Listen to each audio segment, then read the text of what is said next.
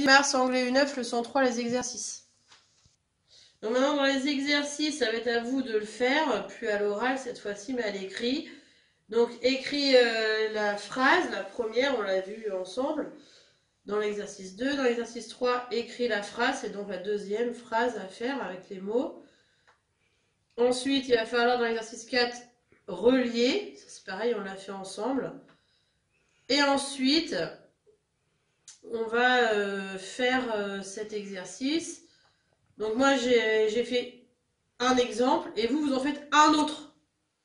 Vous choisissez un et vous faites une phrase pour chaque carte. Donc la carte de Yesterday, la carte de Today et la carte de Tomorrow. Vous faites un seul exemple, c'est pas besoin d'en faire 15. Ensuite, vous relisez votre chanson, pardon, et vous remplissez avec le temps qu'il fait et vous refaites le petit chemin qu'on a fait de lundi à dimanche. Voilà pour ce qu'il y a à faire pour les exercices d'anglais. Donc je corrige. Donc la première phrase, il fallait écrire The weather will be sunny in Scotland tomorrow, avec le tomorrow que vous pouvez aussi mettre ici.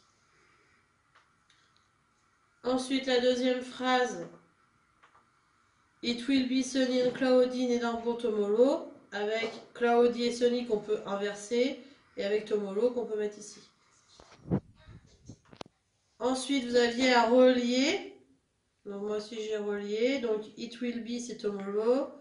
It was windy c'est yesterday. Et aujourd'hui it is sunny in Highland. Ensuite il fallait faire les phrases. Attention. Donc in Scotland it was sunny. In England it was cloudy and windy. In Republic of Ireland it was sunny. In Northern Ireland it was sunny. Donc là vous en choisissez une. C'était une seule à faire, j'allais dire. Ensuite, in England it is foggy, in Wales it is cloudy, in Republic of Ireland it is cloudy, rainy and stormy, in Northern Ireland it is cloudy and rainy. Pareil, vous choisissez une seule phrase parce que j'avais dit une phrase. Ensuite, in Scotland it will be foggy, in Scotland, pardon. Après c'est in England it will be cloudy and rainy, in Wales it will be sunny, in Northern Ireland it will be stormy. Pareil, une seule et unique phrase, ça me suffit largement. Ensuite, c'était le petit tableau à remplir avec Today Australia, c'était windy, Yesterday South Africa c'était cloudy et Tomorrow My Country c'était sunny.